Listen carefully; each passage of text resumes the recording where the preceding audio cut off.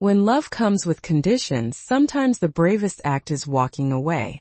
I never imagined that a simple phone call about Thanksgiving dinner would become the fault line that would fracture my family forever, revealing the hairline cracks that have been spreading beneath the surface for decades.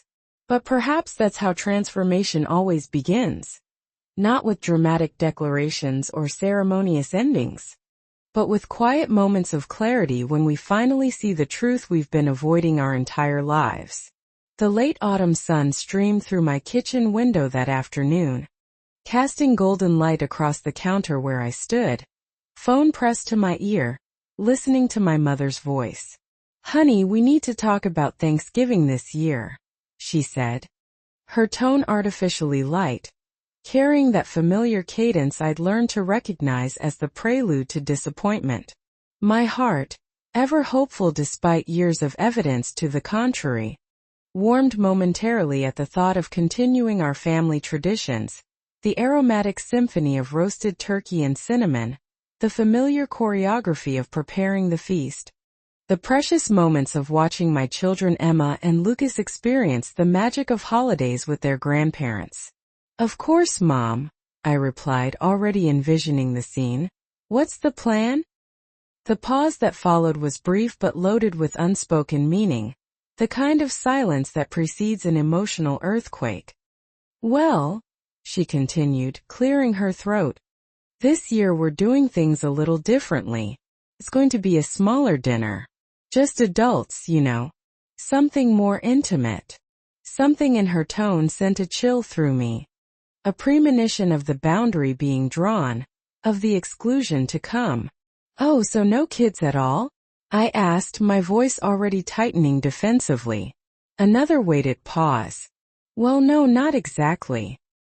And there it was, the truth I had always known but never wanted to face, finally spoken aloud. My mother's words flowed with practiced casualness, as if she were simply discussing the weather, rather than systematically dismantling the illusion of familial equality I had clung to for 37 years. "Ally, we love your kids, we really do. But they're a bit, energetic.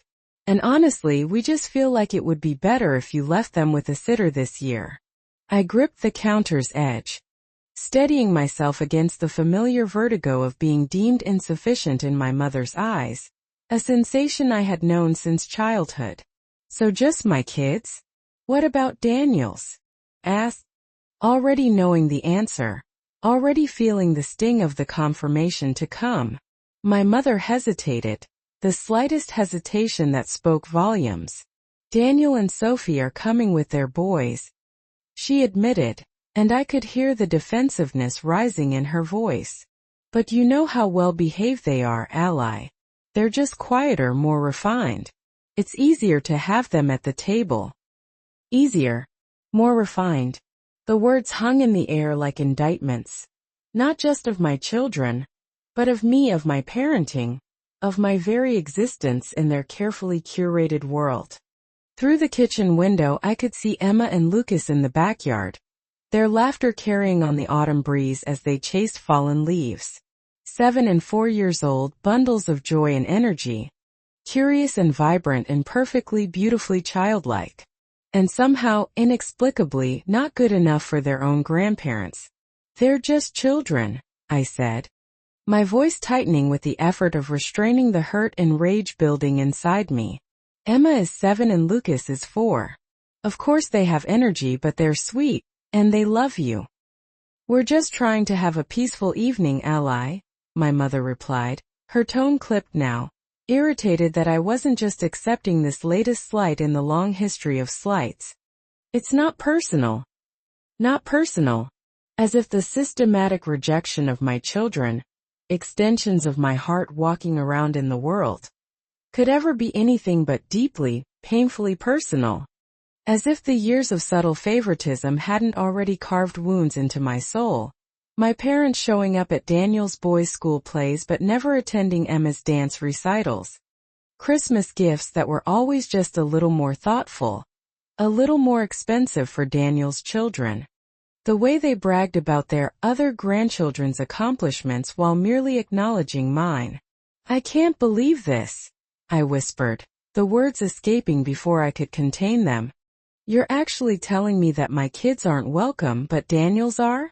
Oh, Ally, don't be so dramatic, my mother sighed, wielding that familiar dismissal that had been used to invalidate my feelings since childhood. It's just one dinner. You and Liam are still invited, of course. The absurdity of it struck me then. They wanted me there, but not the two people I loved most in this world. They wanted me to choose between them and my children. As if that were a choice any mother could make. As if that were a choice I would ever consider.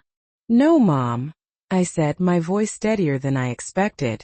If my kids aren't welcome, then neither am I. A long silence stretched between us, taut with unspoken resentments and disappointments. Then my mother exhaled sharply. Suit yourself, she said, and just like that she hung up. I stood frozen, staring at the phone in my hand, my breath unsteady as the reality of what had just happened settled over me. From the next room came the sound of my children's laughter, as they built a pillow fort, blissfully unaware that their grandparents, the people who should have cherished them unconditionally, had just cast them aside like inconveniences. Taking a deep breath, I placed the phone down on the counter with deliberate care. My mind raced through a lifetime of memories, of always being the one who tried harder, who cared more, who desperately sought approval that was perpetually just out of reach. I had spent my entire life trying to please my parents, to earn a place of equality in their hearts alongside my golden child brother. And for what? So they could tell me with casual cruelty that my children weren't good enough for their Thanksgiving table? No, I wasn't doing this anymore. They had made their choice, and now it was time for me to make mine.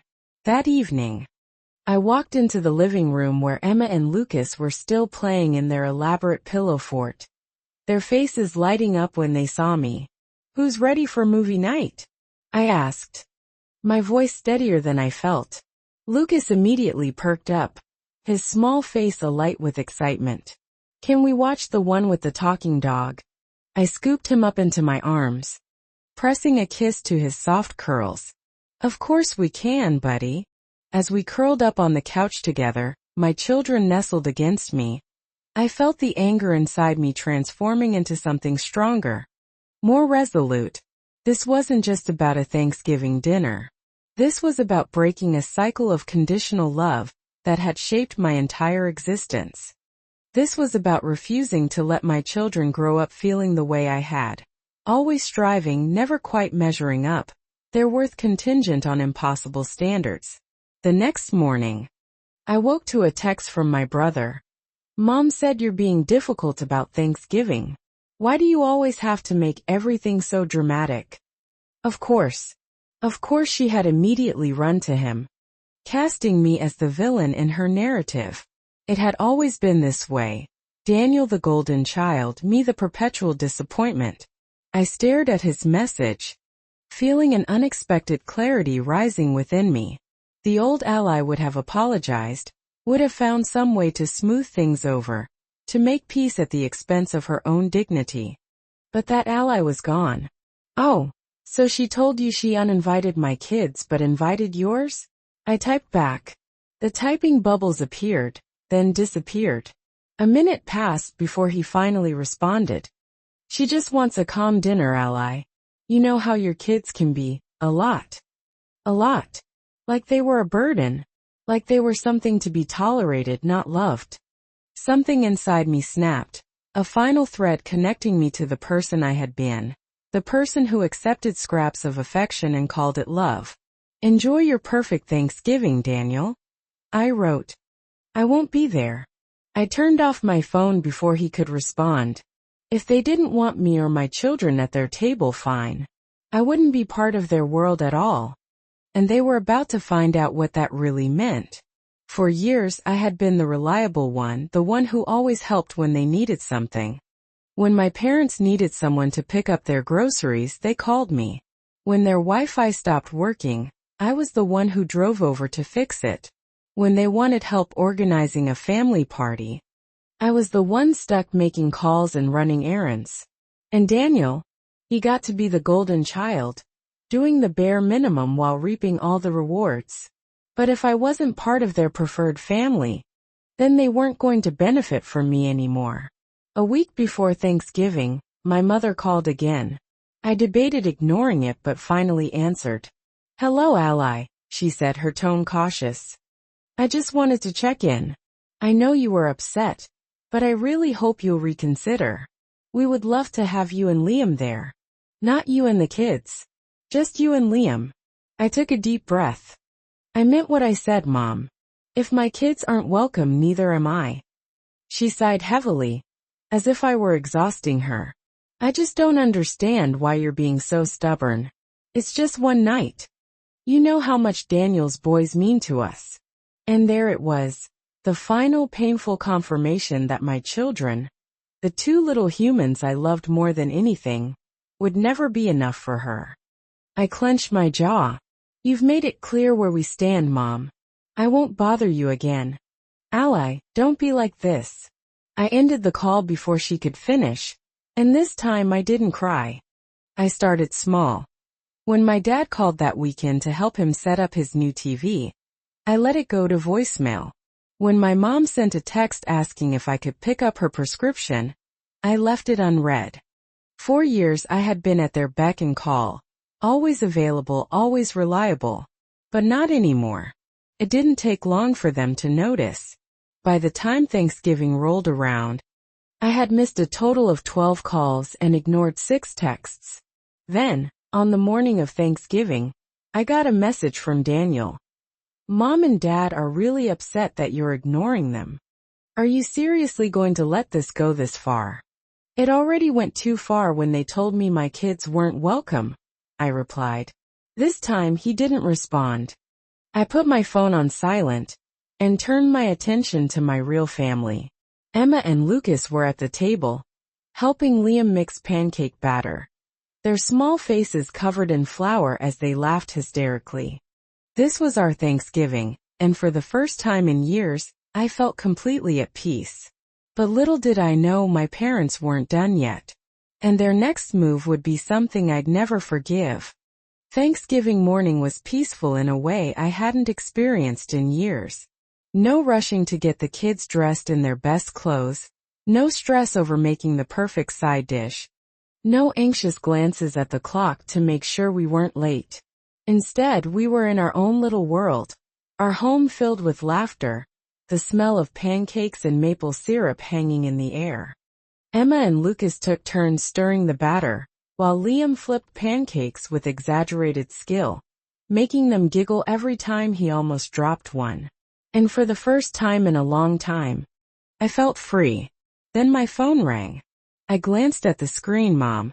I let it go to voicemail. A minute later it rang again. And then again. Liam shot me a concerned look. "Want me to turn it off?" I hesitated, then shook my head. "No. If it's an emergency, I should at least know." I swiped to answer, keeping my voice flat. "What is it, Mom?" "Oh, now you pick up," she huffed. "I suppose you're just sitting at home feeling sorry for yourself while we're all here having a lovely dinner." I sighed. "Mom, if you call to gloat, I really don't have time." "That's not why I called." Her voice turned sharp. "I need to ask you something." I pinched the bridge of my nose. "What now?" "Did you cancel the credit card?" The room suddenly felt very still. I turned away from Liam and lowered my voice. "What are you talking about?" "Your father's credit card. The one we've been using for groceries, gas, essential things. It was declined this morning." A slow, icy realization crept up my spine. The credit card she was talking about wasn't theirs, it was mine. Years ago, when Dad was recovering from surgery and money was tight, I had added them as authorized users on my account temporarily, just to help them through a rough patch. I had meant to remove them when they got back on their feet, but life got busy and I had forgotten, and they had never reminded me. I clenched my jaw. "You mean my credit card?" Pause. Then Mom scoffed. Oh, don't be so dramatic, ally. It's just a card. You make good money and we figured. You figured what? My voice was shaking now. That you just keep using my money? That I wouldn't notice. Oh, don't act like this is some big betrayal, she said dismissively. We raised you. The least you could do is support us now. I inhaled sharply. Are you serious? After telling me my kids weren't good enough to come to Thanksgiving, you still expected me to keep paying for your groceries? Are you even hearing yourself? Mom let out a long dramatic sigh. You know what, ally? This is exactly why we don't like having difficult conversations with you. You always overreact. Overreact. I was done. You're right about one thing, I said. My voice dangerously calm. I did cancel the card. And since we're having honest conversations now, let me make something very clear. You won't see another cent from me. Ever. Mom gasped as if I had slapped her. Ally, don't be ridiculous. I cut her off. And while we're at it, don't expect Christmas gifts, birthday gifts, or anything else either. You made your choice when you told me my kids weren't welcome. And now I'm making mine. Silence then, in a voice colder than I'd ever heard from her, she said, You'll regret this. And then she hung up. For a moment I just stood there, gripping the phone so tightly my fingers ached. Then slowly I turned back toward the kitchen. Liam was watching me carefully. Everything okay? He asked quietly. I forced a small smile. Yeah, I said, my voice steadier than I felt. Just taking out the trash. He didn't ask any more questions. We spent the rest of the day in our own Thanksgiving, watching movies, baking cookies, playing board games, and for the first time in years there was no underlying stress, no need to walk on eggshells, no pressure to be someone I wasn't. But as peaceful as it was, something told me this wasn't over. And I was right, because my parents weren't just going to let their golden source of money walk away. Their next move would prove exactly what kind of people they really were. The silence from my parents didn't last long. 3 days after Thanksgiving, my phone lit up with an incoming call. Daniel. I debated ignoring it, but curiosity got the best of me. I exhaled sharply and answered. What do you want? What the hell, ally? He snapped, skipping any pleasantries. Mom just called me in tears saying you cut them off. What is wrong with you? I closed my eyes, pinching the bridge of my nose. Did she also tell you that they've been using my credit card for years without my knowledge? A pause. Well, she said you were helping them out. Helping them out? I let out a humorless laugh. Daniel, they've racked up thousands of dollars on my account without asking, while treating my kids like garbage. But sure, let's act like I'm the bad guy here. He sighed, clearly trying to control his frustration. Look, I get that you're mad, but cutting them off completely? That's extreme. You mean the way they completely excluded my children from Thanksgiving? I shot back. They just wanted a peaceful evening, ally. Mom said your kids can be a little wild. My grip on the phone tightened. Oh, I see. So they can use my money. But my kids aren't good enough for their table. Got it. He groaned. You're twisting this. No, Daniel, I'm finally seeing it for what it is. There was a long pause. Then his voice turned calculating. Look, maybe we can work something out. What if you just kept helping them, but set limits? Like a smaller monthly transfer? That way, no one has to suffer over a misunderstanding. A cold laugh bubbled up in my throat. Let me get this straight. You want me to keep sending them money after they literally told me they love your kids more than mine? They didn't mean it like that, he grumbled. They said it, Daniel. He had no response for that. After a moment his voice turned stiff. Fine. If you want to be selfish, that's on you. But don't expect Mom and Dad to forgive you anytime soon. I smirked, shaking my head. I'll survive. Then, before he could argue, I hung up. For the next few weeks, my parents played the silent treatment game. No calls, no texts. I figured they were hoping I'd cave. come crawling back begging for their approval like I always had. But what they didn't realize was that for the first time in my life, I didn't need it anymore. And just when I thought they'd finally given up, they pulled one last desperate stunt. It was the week before Christmas when the letter arrived. Liam found it in the mailbox, his brow furrowing as he read the sender's name. "It's from your parents." I stiffened. "Oh great. Let me guess. Guilt, manipulation, or straight-up gaslighting?" He smirked. "Why don't we find out?"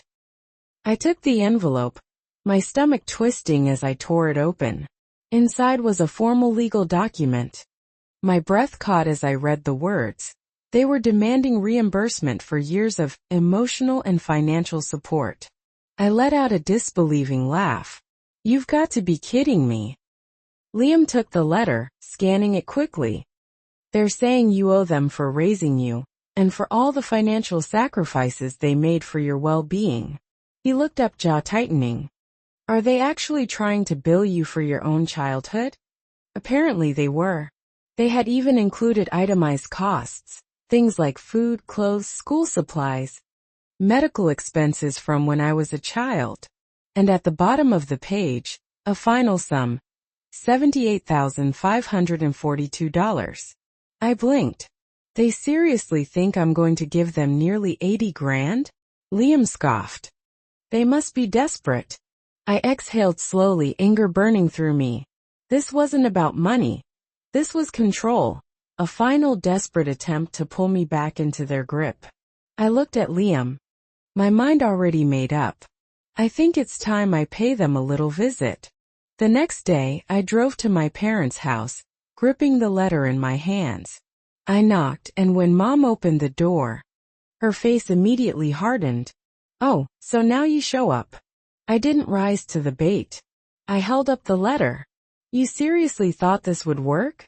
She folded her arms. "It's what's fair." I let out a sharp laugh. "Fair?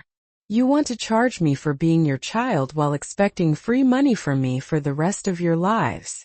Dad appeared in the doorway, his expression smug. "We sacrificed a lot for you, ally. And now you're abandoning us." I stared at them, shaking my head. "No, Dad. You abandoned me when you made it clear that my kids weren't good enough. When you lied and stole from me. When you put a price tag on my worth." Mom's lips pressed into a thin line. "If you don't want to pay, then I guess we'll have to involve lawyers." I met her gaze.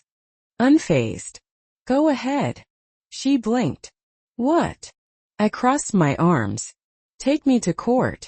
Try to explain to a judge why you're suing your own daughter for expenses from 20 years ago. See how that goes." Silence. For the first time they looked unsure. Dad cleared his throat. "We just thought you'd want to make things right." I laughed. "Oh, I am making things right."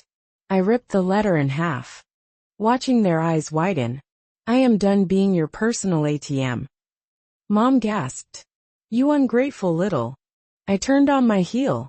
"Merry Christmas," I called over my shoulder, striding back to my car. And for the first time in my life, I felt lighter. As I drove away, I realized something. They weren't upset about the money. They were upset because, for the first time ever, I had all the power. And I wasn't giving it back. I thought that after ripping up their ridiculous demand for money, my parents would finally back off, that maybe, just maybe, they would sit in the wreckage of their own arrogance and realize that they had pushed me too far. But people like them don't change. They just escalate. It started small. A text from Mom 2 days before Christmas. "Ally, this is ridiculous. We're family. You don't turn your back on family over a silly argument." I ignored it. The next day. Another message. "We forgive you. Come to Christmas dinner, and we'll forget this ever happened." I almost laughed. They forgive me? Then a few hours later, one from Daniel. "They're really hurting. Ally, just apologize so we can move on." I rolled my eyes. Of course, in his world, I was the one who had done something wrong. I typed out a response. "Funny. They weren't hurting when they were stealing from me, or when they told me my kids weren't welcome. I think they'll survive. I hit send and blocked his number. Then Christmas Eve arrived. Liam and I had just put the finishing touches on the tree, and Emma and Lucas were in their pajamas, dancing around the living room, too excited to sleep. It was perfect. And then the doorbell rang. Liam and I exchanged a look. "No way," he muttered. I walked to the door and peered through the peephole.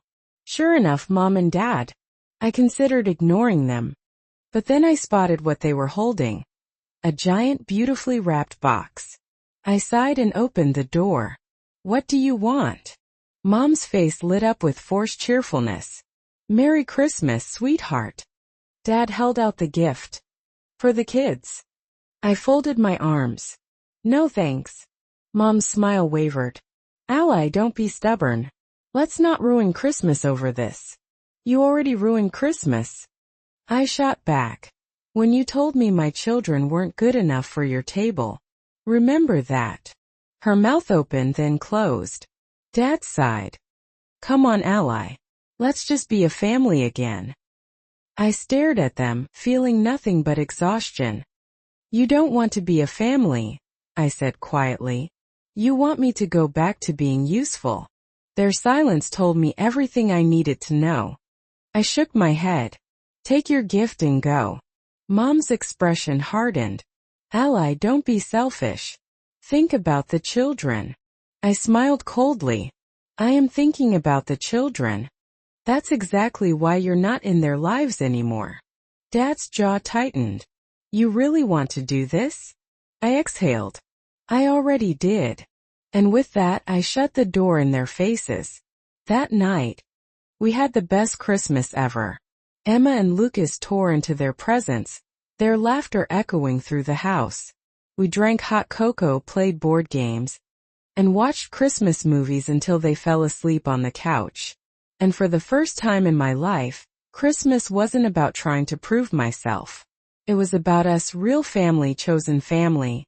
The kind that doesn't come with conditions, the kind that doesn't make you earn love, the kind that loves you because they want to, not because they expect something in return.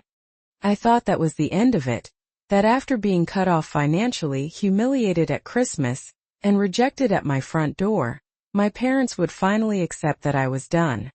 But I underestimated just how much control they thought they still had over me. Because on New Year's Eve, they did something I never saw coming. New Year's Eve was supposed to be a fresh start. A night to leave the past behind and step into a better future. That's what I told myself as I set up the snack table. Laughter and music filling our home.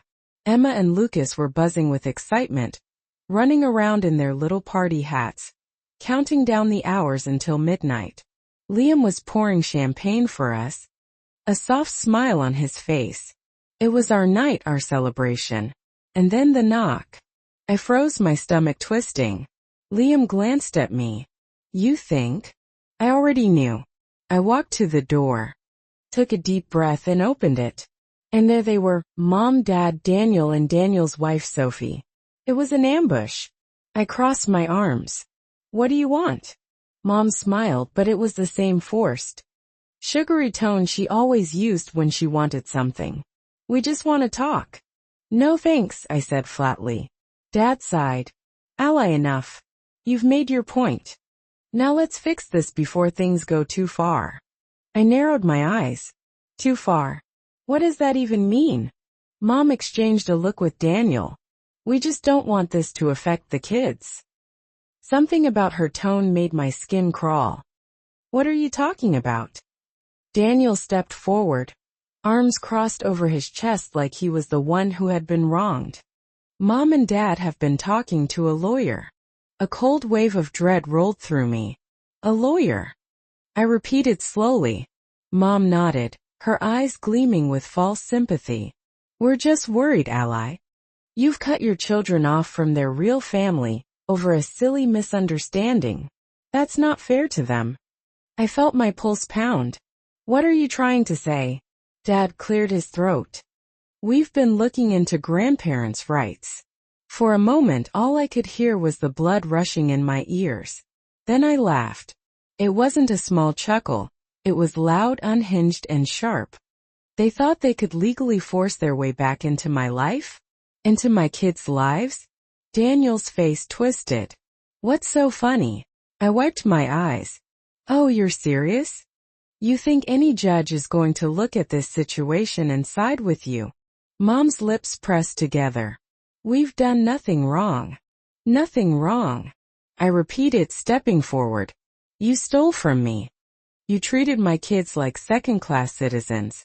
And now, because I finally cut you off, you think you can bully your way back in. Dad's face darkened.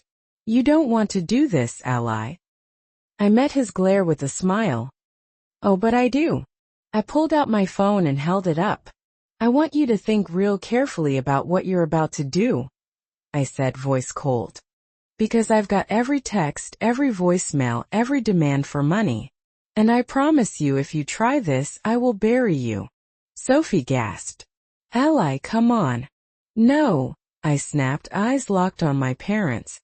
You have no case. You know it, I know it. And if you keep pushing me, I will make sure that everyone you know sees exactly who you really are. A beat of silence. Then Mom's face twisted in anger. You're being unreasonable. I smiled. No, Mom. I'm finally being smart. I stepped back into my house and grabbed the door. Happy New Year, I said sweetly. Then I slammed the door in their faces. They never went through with their pathetic legal threat. They knew they had nothing. They knew they had lost. In the weeks that followed, I didn't hear from them. Not a text, not a call, nothing. And for the first time in my life, it felt like freedom. The weight of their expectations gone. The pressure to please them gone. The endless cycle of guilt and manipulation gone. Months later, on a sunny spring afternoon, I was sitting on the porch, watching Emma and Lucas chase bubbles in the yard. Liam handed me a lemonade and sat beside me. It's been quiet, he noted. I nodded. Yeah. Feels good. He smirked. Think they'll ever try again? I sipped my drink, watching my kids giggle as they popped the bubbles. Doesn't matter. Because I had already won. I had my kids. My real family. And I'd never let anyone make them feel unwanted again. In the quiet moments that followed, I found myself reflecting on the journey that had brought me here. A journey not just of setting boundaries, but of discovering my own worth. For so long, I had measured my value by my parents' approval, believing that if I just tried hard enough, if I just did everything right, I would finally earn the love I so desperately craved. But love isn't something you earn. It's something you give freely, without conditions, without keeping score. Summer turned to fall. And with it came the anniversary of that fateful phone call, the one that had set everything in motion. A year had passed since I had stood in my kitchen, listening to my mother tell me that my children weren't welcome at her Thanksgiving table. A year since I had finally found the courage to say enough. It hadn't been an easy year.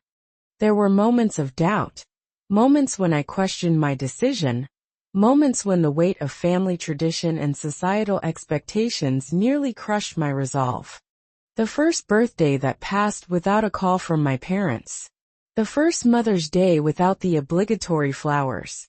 The first time I saw them at the grocery store, and they pretended not to see me. But there were also moments of breathtaking clarity. Moments when I saw my children thriving, unburdened by the weight of conditional love. Moments when I realized that I was finally living on my own terms. I had broken the cycle. I had chosen myself and my children over the toxic patterns that had defined my family for generations. One evening, as I was tucking Emma into bed, she looked up at me with those big brown eyes that saw far more than I gave her credit for. Mommy, she said, her small voice serious. Why don't we see Grandma and Grandpa anymore? I sat on the edge of her bed, my heart heavy with the weight of explaining something so complex to a child so young. Well, sweetie, I began, choosing my words carefully. Sometimes, even people who love each other need to take a break from each other. Like when Lucas and I fight, she asked. I smiled softly. A little bit like that, yes. But grown-up disagreements can be more complicated. She nodded, processing this. Do you think they miss us? The question caught me off guard, the innocent hope in her voice making my chest ache. I could have lied, could have told her what I thought she wanted to hear. But I had promised myself that I would always be honest with my children, even when the truth was difficult. I don't know, honey, I said gently. But what I do know is that it's not because of anything you did. You and Lucas are the most wonderful children any grandparents could ask for. She was quiet for a moment, then reached up and wrapped her small arms around my neck. That's okay, she whispered. We still have you and Daddy. And that's enough. Enough. Such a simple word, yet so profound. In that moment, I realized that was what I had been searching for my entire life. The feeling of being enough, just as I was, without having to earn it. And here was my daughter, wise beyond her years, already understanding what had taken me nearly 4 decades to learn. The seasons continued to change, and with them so did I. I found myself growing stronger, more confident, less concerned with what others thought of me. I started a small business, something I had always wanted to do, but had never had the courage to pursue, always too afraid of my parents' criticism, of not measuring up to their expectations. Liam watched with pride as I transformed our spare bedroom into an office, as I took calls with clients, as I built something that was entirely my own. You know, he said one evening as we sat on the porch swing watching the sunset, I always knew you had it in you. I leaned my head against his shoulder. Had what? This strength. He said simply, you've always been the strongest person I know, Ally. You just didn't believe it.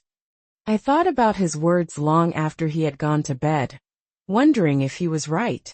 Had the strength been there all along, buried beneath layers of self-doubt and people-pleasing?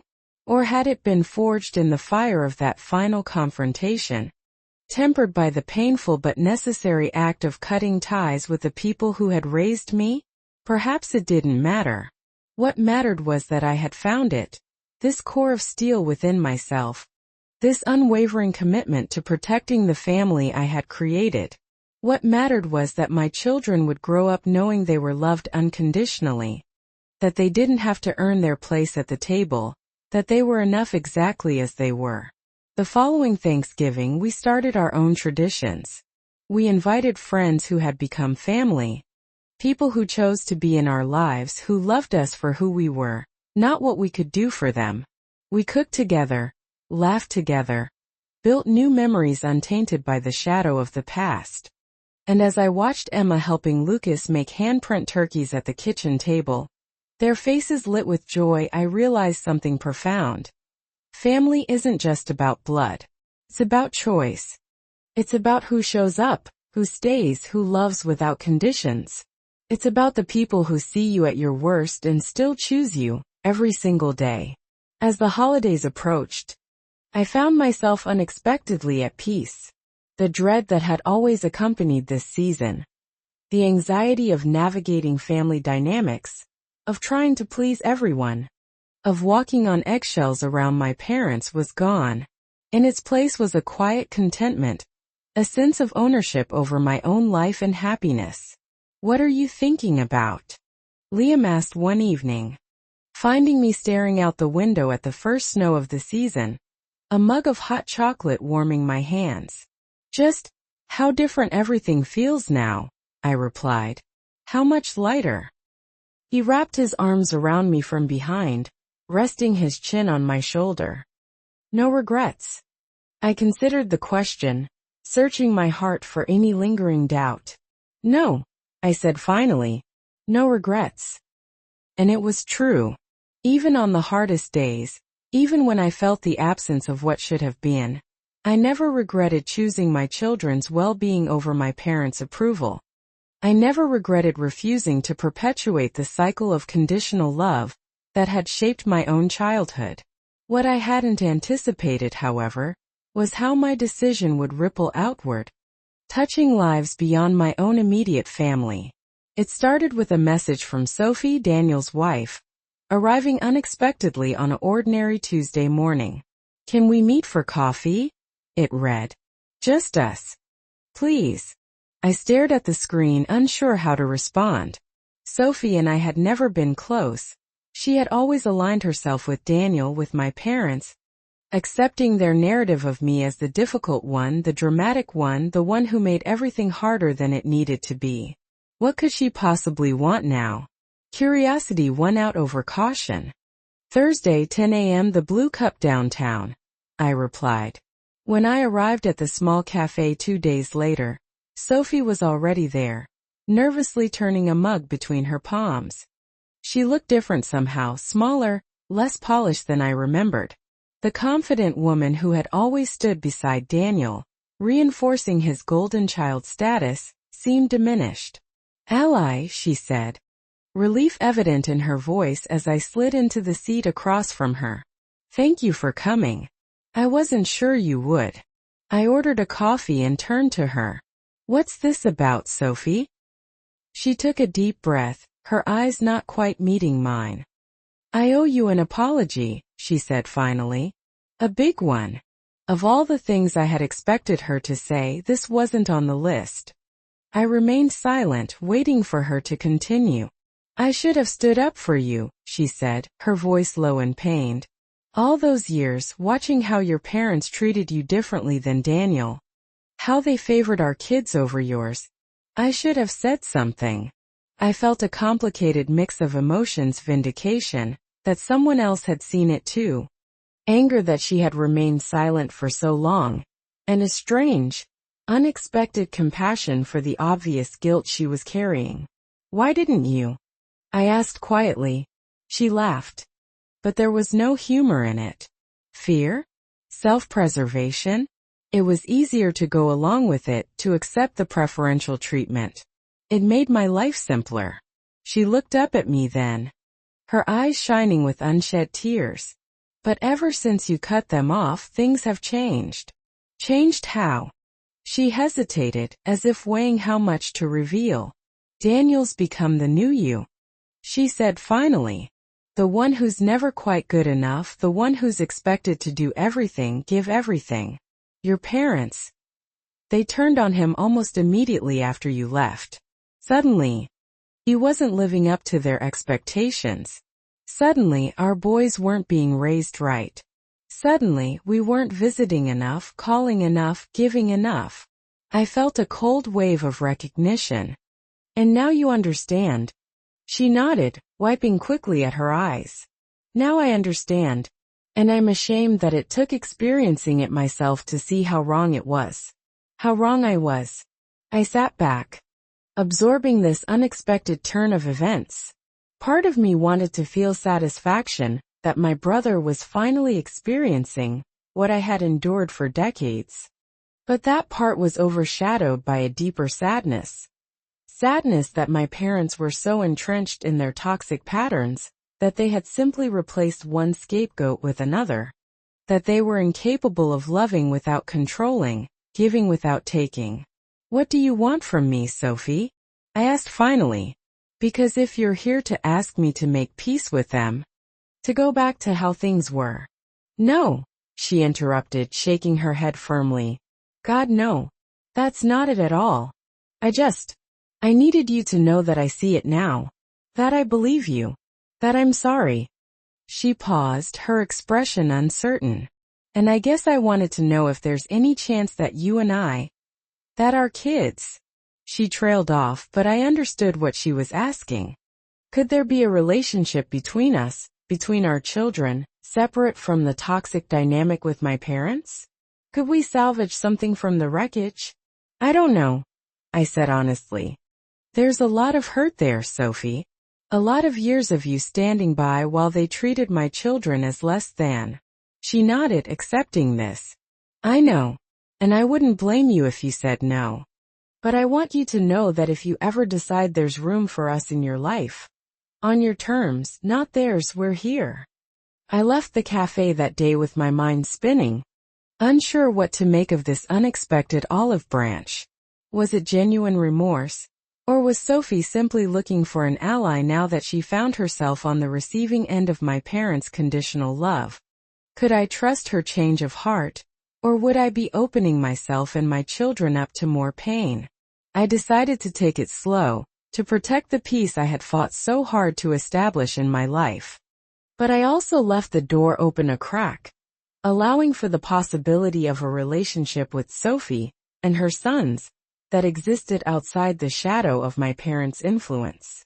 Over the next few months, tentative steps were taken. Coffee meetings with just Sophie and me. Then brief play dates where I stayed present the whole time, watching carefully for any signs that my children were being treated as less than. To my surprise, Sophie's boys were sweet with Emma and Lucas. And Sophie herself went out of her way to make sure everyone was included equally. "Your parents ask about you," she admitted during one of our coffee meetings. "They want to know if I've seen you, how you're doing." I tensed. "And what do you tell them?" "That it's not my place to be in the middle," she said firmly. "That if they want to know how you're doing, they should try treating you with the respect you deserve." I searched her face for any sign of deception but found only sincerity. Maybe people could change after all, not my parents perhaps, but others who had been caught in their web of manipulation. As spring bloomed into summer once more, I found myself in a place I had never expected to be, at peace with my decision to cut ties with my parents, but open to redefining other family relationships on my own terms. Daniel remained firmly entrenched in my parents' world, unable or unwilling to see the patterns that Sophie had recognized. But Sophie and her boys had become occasional bright spots in our lives, visits that brought joy rather than stress. "You know," Liam said one evening as we watched the kids playing in the backyard, "Emma, Lucas, and Sophie's boys building an elaborate fort out of lawn chairs and blankets. I'm proud of you." "For what?" I asked, leaning into his side. "For breaking the cycle," he said simply. "For showing our kids what healthy boundaries look like. For being brave enough to walk away from what was hurting you, even when it would have been easier to stay." I thought about my conversation with my mother a year and a half ago, that fateful call about Thanksgiving dinner that had set everything in motion. I thought about the woman I had been then, always seeking approval, always trying to earn love that should have been freely given. And I thought about the woman I was now, stronger, clearer, unwilling to compromise on what mattered most. "It wasn't just about me," I said, watching Emma help her younger cousin balance on the edge of a lawn chair. "It was about them. About making sure they never feel the way I did." Liam nodded. "I know. That's what makes you an amazing mother." The words settled around my heart like a bomb. An amazing mother. Not perfect. Not without mistakes or regrets. But fiercely protective of her children's emotional well-being. Willing to make the hard choices, to endure the discomfort and judgment that came with setting boundaries, to ensure that her children grew up knowing they were worthy of unconditional love. The irony wasn't lost on me, that in walking away from my parents, I had become the kind of parent I had always longed for. One who put her children's needs above her own comfort, who recognized their inherent worth regardless of their behavior, who understood that love wasn't a transaction, but a gift freely given. As the sun set over our yard, casting long shadows across the grass where the children played, I felt a profound sense of gratitude. Not for what I had lost, a relationship with parents who had never truly seen me, but for what I had gained, the clarity to recognize what love should look like, the courage to demand better for myself and my children, and the peace that comes from living authentically. My mother's words from that last confrontation echoed in my mind.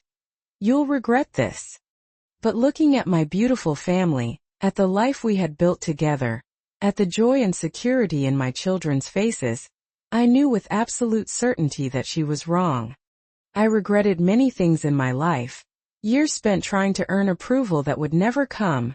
Times I had compromised my own well-being to keep the peace. Moments when I had accepted less than I deserved. but walking away from toxic relationships, even when those relationships were with the people who gave me life, that I would never regret.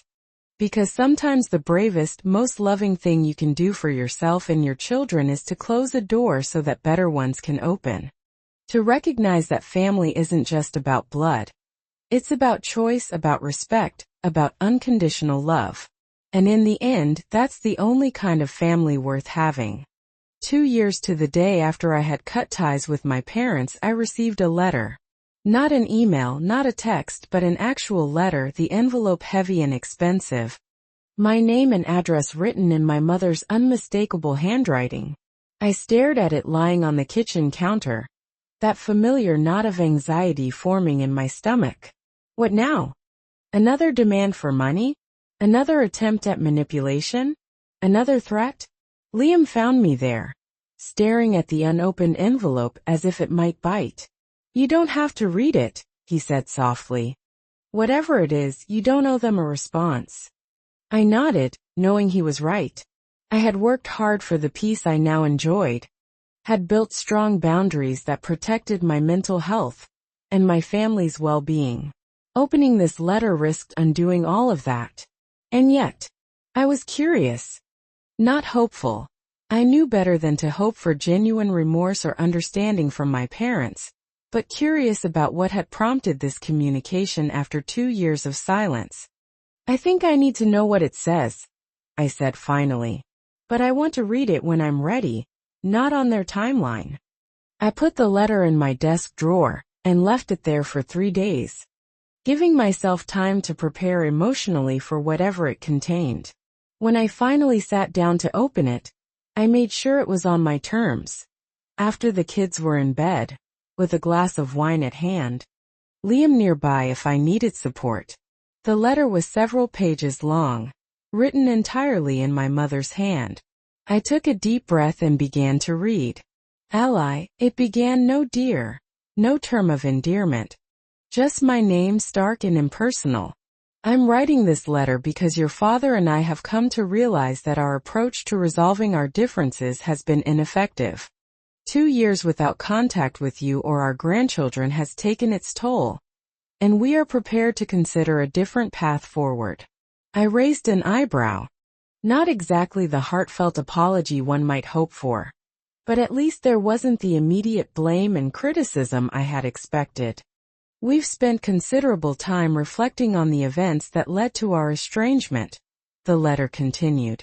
While we may not agree with your interpretation of our intentions, we can acknowledge that our actions caused you pain.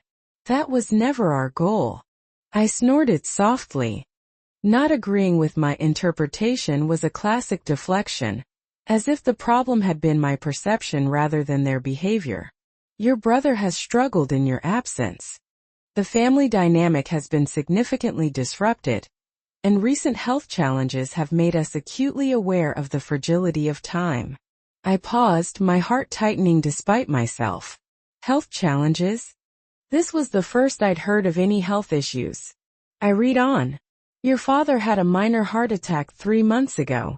He's recovering well, but the experience has been a wake-up call for both of us.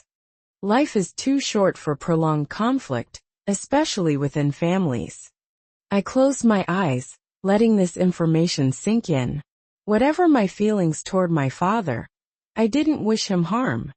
I felt a complicated mix of emotions, concern, guilt for not knowing sooner, anger that even now they were using his health as leverage. We are prepared to make concessions, the letter went on. We understand that our relationship with Emma and Lucas is important to you, and that you felt we did not value them equally. We are willing to make a greater effort to demonstrate our love for them. Greater effort to demonstrate our love. As if love were a performance, something to be shown rather than felt. As if my children should accept scraps of affection from people who had explicitly rejected them. We propose a trial reunion, perhaps a lunch at a neutral location where we can begin to rebuild bridges. Daniel and Sophie would also attend with their boys.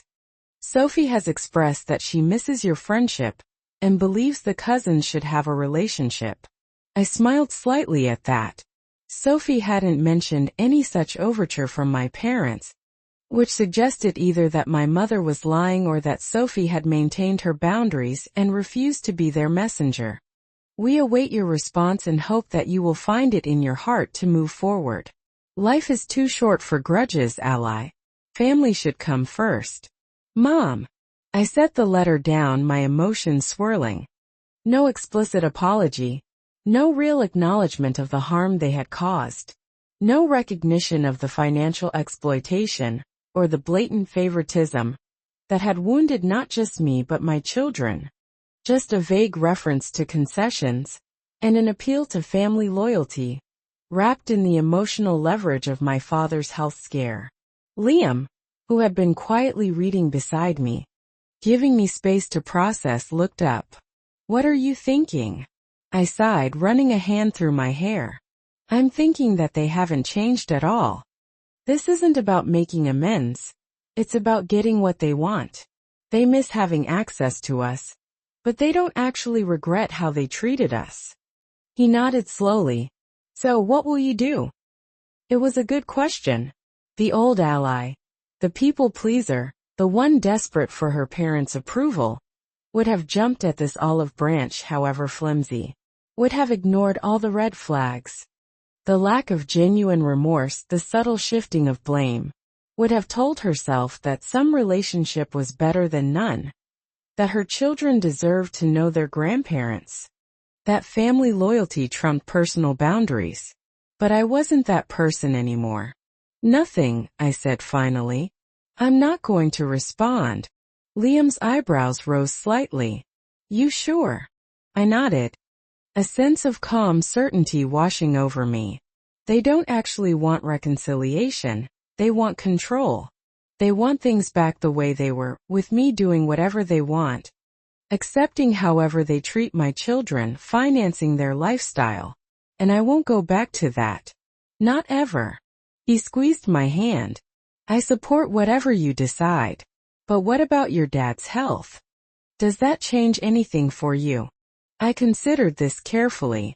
I'm sorry he's been ill, truly, but using his health as emotional leverage in this letter just proves they haven't changed. If they had said, we were wrong, we're genuinely sorry, we want to do better, maybe I would feel differently.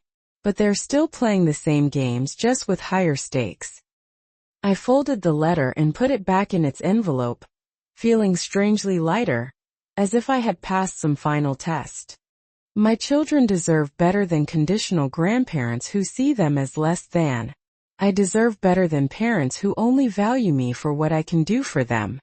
And until they can genuinely acknowledge the harm they've caused and demonstrate real change, not just words in a letter, nothing has changed. In the days that followed, I waited for the guilt to set in, for the doubt to creep up on me. But instead, I felt an even deeper certainty that I had made the right choice. The letter had been a gift. In its way, confirmation that my parents remained unchanged, that the boundaries I had established were necessary and justified. A week later, I met Sophie for our now regular coffee. Her face registered surprise when I mentioned the letter. They wrote to you? She asked, her brow furrowing. They never said anything to me about missing our friendship, or the boys needing their cousins. I smiled wryly. I didn't think they had. She shook her head, looking troubled. They're doing the same thing to Daniel that they did to you. You know. Now that you're not around to be the scapegoat, he's it. Nothing he does is good enough. Nothing we do is right. I'm sorry. I said, and meant it. That must be hard for both of you. She sighed. Daniel can't see it yet. He's still too caught up in trying to earn their approval, just like you were. But I see it clearly now. She met my eyes. I don't want our boys growing up thinking that love is conditional, that they have to earn their grandparents' affection. I felt a surge of respect for her. That's a powerful realization. She nodded.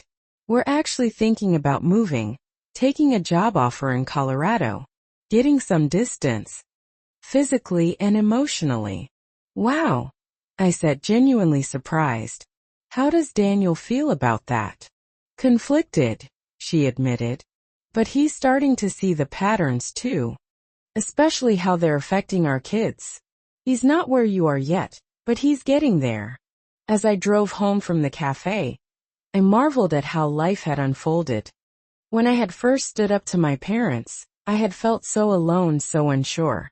I had been labeled the troublemaker, the dramatic one, the ungrateful daughter. But time had vindicated me. The very patterns I had identified and rejected had emerged again, visible now to others who had once been complicit in them. My parents hadn't changed, but the people around them had. Sophie had seen the truth and was taking steps to protect her family. Even Daniel, golden child though he was beginning to recognize the toxicity of their dynamic. And me? I had found a peace I never thought possible. A certainty in my own worth that wasn't dependent on anyone else's validation. Summer faded into autumn once more. And with it came the third anniversary of that fateful phone call about Thanksgiving dinner. 3 years since I had stood in my kitchen, listening to my mother explain why my children weren't welcome at her table. 3 years since I had found the courage to say no more. This year, our Thanksgiving was filled with chosen family, friends who had become as close as blood relatives, Sophie and her boys. Daniel was still too entrenched in my parents' world to join us. Neighbors who had no other place to go. Our home overflowed with laughter, with genuine affection, with the kind of unconditional acceptance I had spent my childhood and early adulthood longing for. As I stood in the doorway watching the scene unfold, Emma teaching Sophie's youngest how to make a turkey out of a handprint, Lucas and Sophie's older boy constructing an elaborate Lego tower, Liam deep in conversation with our neighbor John, I felt a profound sense of gratitude, not for what I had lost, but for what I had found. Not for the family I had been born into, but for the family I had chosen and who had chosen me in return. Emma looked up and caught my eye across the room, her face lighting up with a smile that pierced straight to my heart. "Mom," she called. "Come see what we made." I crossed the room to where she sat, proudly displaying a slightly lopsided paper turkey covered in colorful feathers. "It's beautiful, sweetie," I said, genuinely admiring her handiwork. She beamed. "It's for you. Because I'm thankful for you."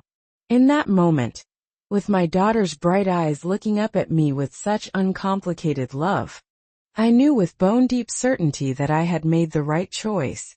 That in breaking the cycle of conditional love that had shaped my own childhood, I had given her the greatest gift possible, the knowledge that she was enough exactly as she was.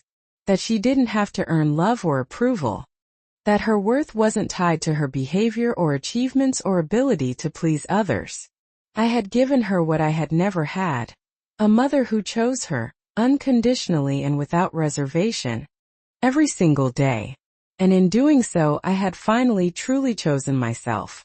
Some might call what I did selfish, cutting ties with the people who raised me, depriving my children of relationships with their grandparents, refusing to reconcile even when offered an olive branch. My brother certainly saw it that way, as did many in our extended family and social circle, who didn't know the full story. But I knew the truth. Sometimes the most selfless thing you can do is protect yourself, because in doing so, you protect everyone who depends on you. Sometimes love means walking away from people who cannot, or will not treat you with the respect and care you deserve. Sometimes forgiveness doesn't mean allowing toxic people back into your life, but rather releasing the hope that they'll ever be the people you needed them to be. As the years passed, I occasionally heard news of my parents through mutual acquaintances or distant relatives. My father recovered from his heart attack. They sold their house and bought a smaller condo. They complained about Daniel not visiting enough after he and Sophie finally made the move to Colorado. They never sent another letter, never made another attempt at contact. And I was okay with that. More than okay. I was thriving. My business grew, bringing me a satisfaction and financial independence I had never known. My marriage deepened, strengthened by the trials we had weathered together. My children blossomed, secure in the knowledge that they were loved completely and without conditions. The pain didn't disappear entirely. There were still moments when a memory would ambush me, when I would catch myself wondering what might have been if my parents had been capable of the kind of love I needed. There were still occasions when the absence of what should have been felt acute.